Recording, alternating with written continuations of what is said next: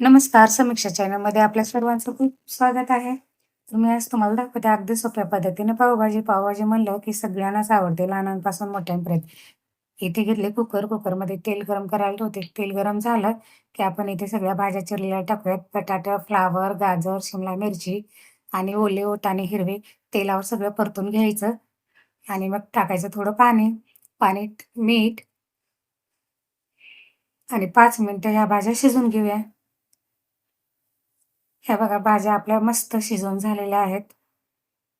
तर आता रवीने मी मॅश करून घेते भाज्यांना. कढईमध्ये तेल टाकून फोडणी टाकूयात आपण.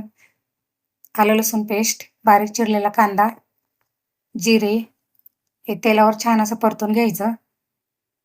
मग टाकूयात बटर. बटरशिवाय तर भाजीला चवच येत नाही. मग बारीक चिरलेला टोमॅटो, चवीनुसार मीठ. तेलात छान परतून झालं की मग टाकूयात आता सुके मसाले.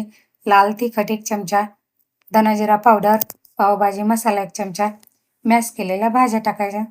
हे तेलामध्ये छान असं परतून घ्यायचं. थोडं पाणी टाकायचं आणि भाज्या शिजवून घ्यायच्या 5 मिनिटं. मग टाकायची कोथिंबीर. ही आपली पावभाजी तयार आहे. ही रेसिपी आवडल्यास व्हिडिओला लाईक आणि सबस्क्राईब करायला विसरू नका. Thank you. ही रेसिपी कशी वाटली कमेंटमध्ये नक्की सांगा.